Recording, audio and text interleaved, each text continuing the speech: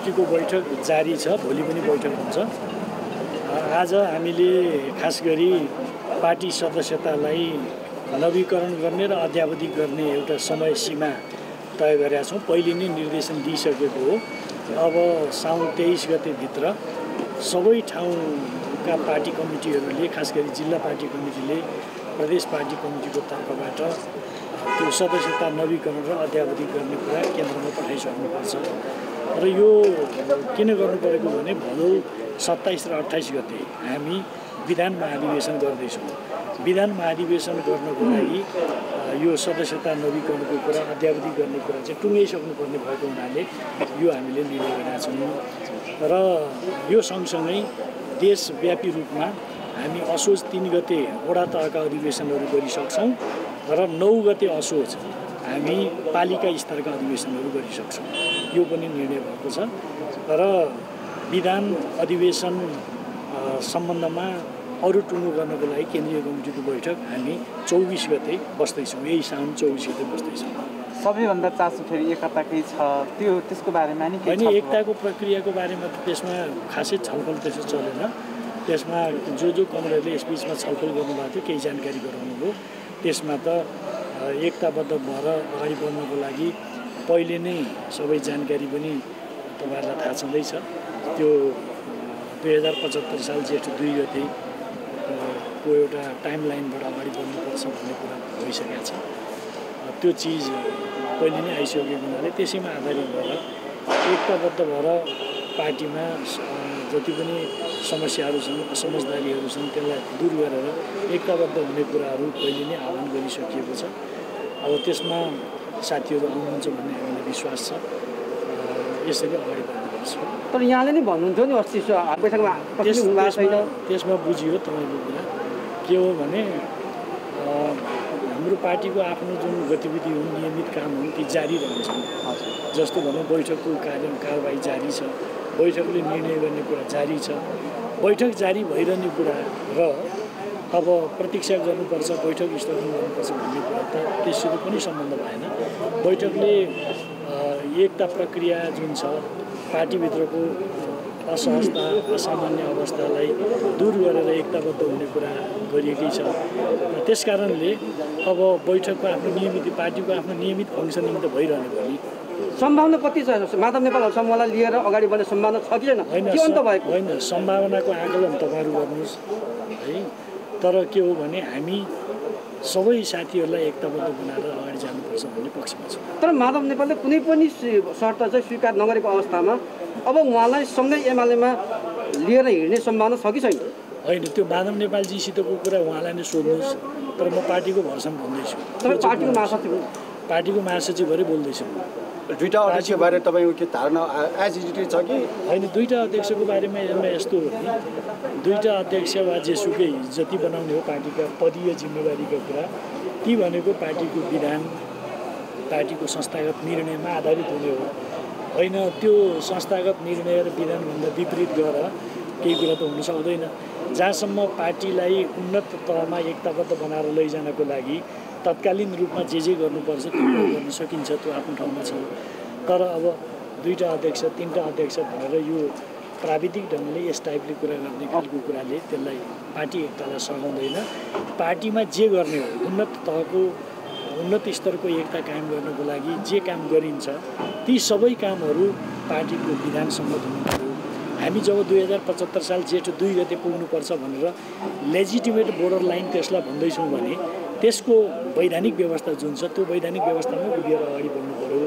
केही कुराहरू हामीले गर्नुपर्छ भने पनि संस्थागत ढङ्गले औपचारिक निर्णय गरेरै गर्नुपर्छ हामीले अब यसरी बुझौँ उहाँहरू आए पनि नआए पनि अब नेकपा एमाले चाहिँ अगाडि बढ्यो त्यो अनुसार निर्णय चाहिँ हुन थाले होइन निर्णय नेकपा एमाले आफ्नो गतिका साथ अगाडि बढ्छ तर हामीले सम्भव भएका सबै साथीहरू एकताबद्ध भएर जाने कुराप्रति पनि संकीर्णता अपनाउनु हुँदैन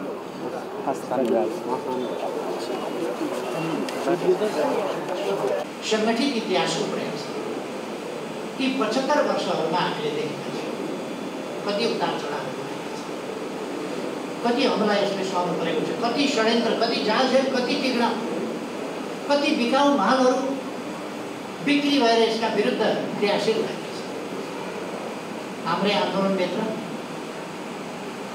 पार्टीको टुप्पामा बसेर केशरचन्द्र रायमाझी जस्ता मान्छेहरू आन्दोलनलाई दरबारमा लगेर राजाका पाउमा भेटी चढाउने त्यो कुरा आन्दोलनमा विभाजन ल्याए त्यो कुरा हामीले देखेका छौँ त्यो विभाजनहरूलाई ती विभाजनका श्रृङ्खलालाई टुङ्ग्याउँदै हामीले पार्टी एकीकरण पनि गर्यौँ एकीकरणको एउटा नयाँ सिलसिला सुरु गर्यौँ र एकीकरण हुँदै आयो र अहिले भर्खरैसम्म हामी 3 वर्ष हामीले एउटा एकीकृत पार्टी र झन्डै 2/3 स्थिति संसदमा 7वटा मध्ये 6वटा क्षेत्रमा 6वटा प्रदेशमा प्रदेश सरकार हामीले लगभग 35,000 मध्ये 20,000 स्थानीय तहका जनप्रतिनिधिहरू त्यसमा कब्जा जमाए र हामीले कम्युनिस्ट आन्दोलन देशको कम्युनिस्ट आन्दोलनको हाम्रो पार्टी कम्युनिस्ट आन्दोलनको प्रमुख घटक होइन प्रमुख सङ्गठन मात्रै होइन यो त कम्युनिस्ट आन्दोलन त्यसले छिटपुट बाहेक ससाना सेटेलाइटहरू उम्किएका उछिटिएका सेटेलाइट बाहेक मूलतः कम्युनिस्ट आन्दोलनलाई एकीकृत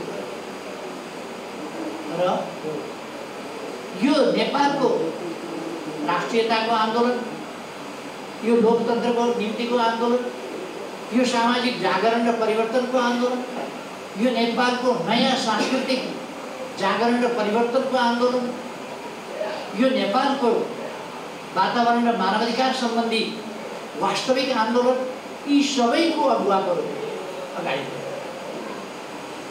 नेपालको परराष्ट्र नीति के हो भन्दा हाम्रो पार्टीले जुन नीति लियो त्यही नेपालको परराष्ट्र हाम्रो पार्टीले जुन नीति लियो त्यही औद्योगिक नीति देशको औद्योगिक हाम्रो पार्टीले जुन व्यापारिक नीति लियो त्यही नेपालको व्यापारिक नीति हाम्रो पार्टीले जुन कृषि नीति लियो अथवा शिक्षा नीति लियो अथवा स्वास्थ्य नीति लियो अथवा सञ्चार नीति लियो अथवा विकास निर्माण सम्बन्धी संरचनाको नीति लियो यही नै राष्ट्रिय नीति त्यस स्थितिमा हाम्रो प्रयास संगठनात्मक रूपमा मात्रै होइन वैचारिक रूपमा देशको विकास र परिवर्तनलाई डोर्याउने कुरामा पनि हाम्रो पार्टी जो हिजो पुष्पलालले तुलसीलाल मनमोहन अधिकारीले मदन भण्डारीले नेतृत्व गरेर आउनुभयो त्यही पार्टी नेपालको राजनीतिमा शान्तिपूर्ण र चुनावी प्रतिस्पर्धाको माध्यममा आफ्नो हैसियत देखाए। त्यो हैसियत प्रतिक्रियावादी शक्तिहरूलाई पस्दैन। त्यसकारण उनीहरूले बाहिरबाट पनि हमला गर्ने र विभिन्न राज्यका अङ्गहरूको प्रयोग गर्ने, राजनीतिक शक्ति व्यक्तिहरूको प्रयोग गर्ने, स्वार्थी लोभी पापी महत्त्वकांक्षी तत्त्व र व्यक्तिहरूको पनि प्रयोग गर्ने, बिकाउ मालहरूको पनि प्रयोग गर्ने, तिनको पनि प्रयोग गरेर तिनलाई पनि प्रयोग गर्ने, यी सबै खालका अस्त्रहरू प्रयोग गर्ने। र हाम्रो पार्टी भित्र कहाँ एकीकरण गर्न हिँडे, कहाँ अन्तर कलह लगाइदिएर एउटा स्थितिमा पऱ्यो। आज हामी सरकारबाट एकीकृत पार्टी फुटेर फेरि अलग अलग पार्टी हुने स्थितिमा गइरहेको छ। फुट्नु पर्ने कुनै कारण थिएन, कुनै कारण थिएन। नीतिगत त्रुटि थिएन, व्यवहारिक त्रुटि थिएन।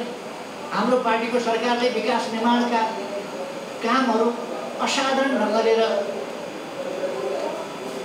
दुनियाँका लागि एउटा नमुना हुने ढङ्गले कायम गरेर जनतामा व्यापक आकर्षण, विश्वास, आशा र भरोसा जागेको थियो। त्यस स्थितिमा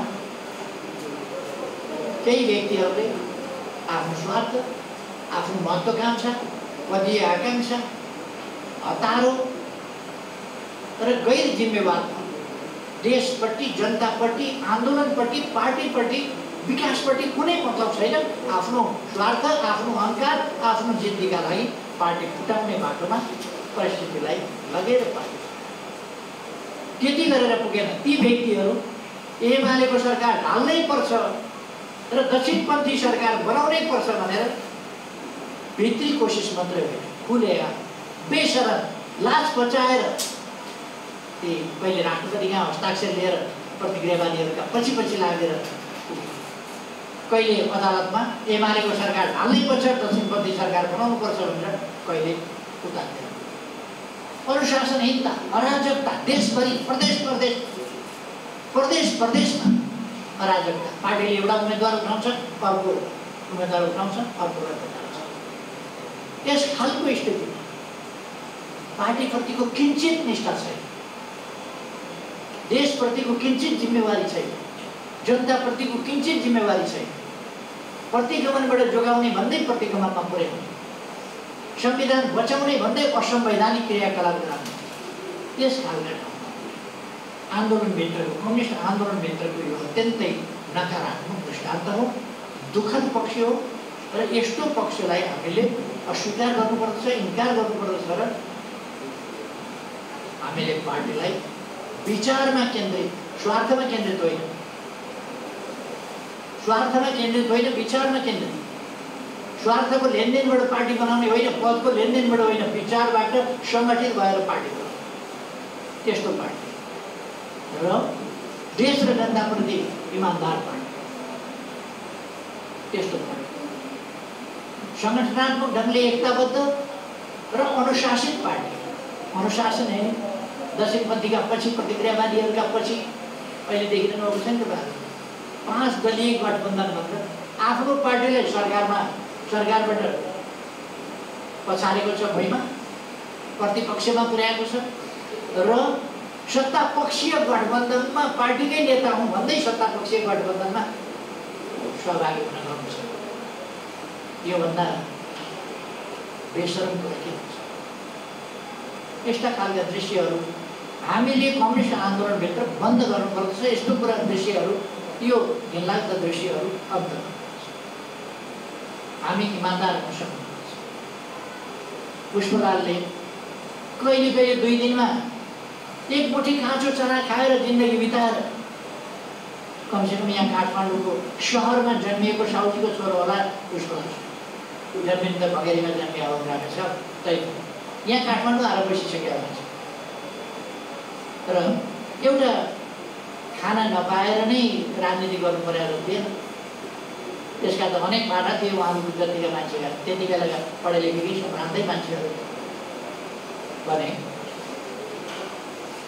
देशलाई एउटा विचारले नयाँ बाटो दिन सक्ने मान्छे त्यो केही गर्न सक्दैन थियो भन्ने त होइन, तर त्यस्तो मान्छे किन 2 दिनमा एक मुठी काँचो चना खाएर निर्वाचनमा अपहेलित ढङ्गले निर्वासित जिन्दगी बिताएर सङ्घर्षको नेतृत्व किन गर्नु? तुलसीलाल नमाते जस्ता मान्छेहरू निर्वाचनमा किन बस्नु?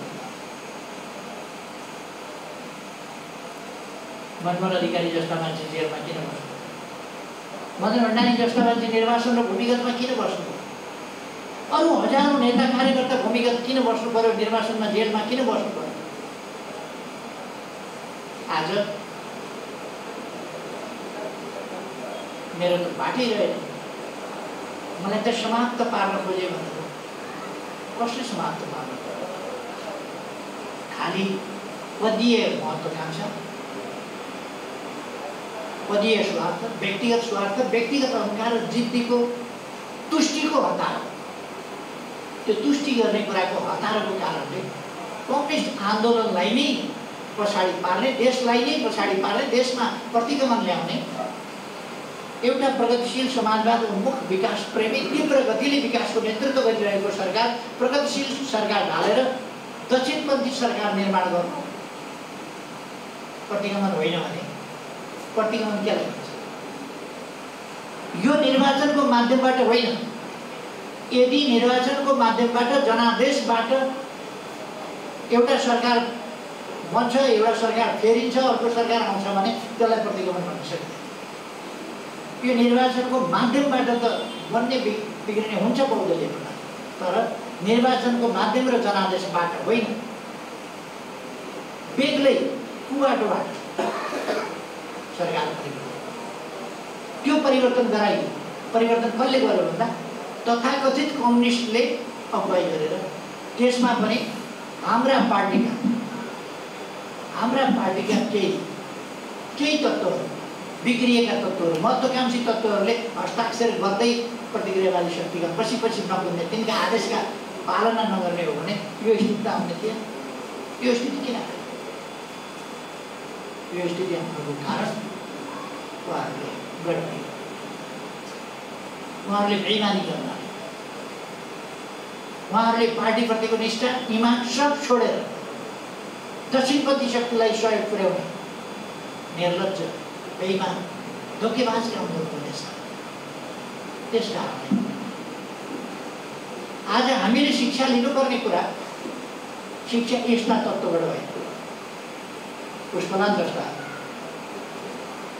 व्यक्ति, त्यागी व्यक्ति जो आन्दोलनप्रति समर्पित भएर जाने, मनमोहन अधिकारी जस्ता व्यक्तिहरू, तुलसीलाल नमाते जस्ता व्यक्तिहरू, मदन भण्डारी, जीवराज आश्रित जस्ता व्यक्तिहरू, हजारौँ शहीद हामीले शिक्षा जसले देशका लागि, जनताका लागि आन्दोलन र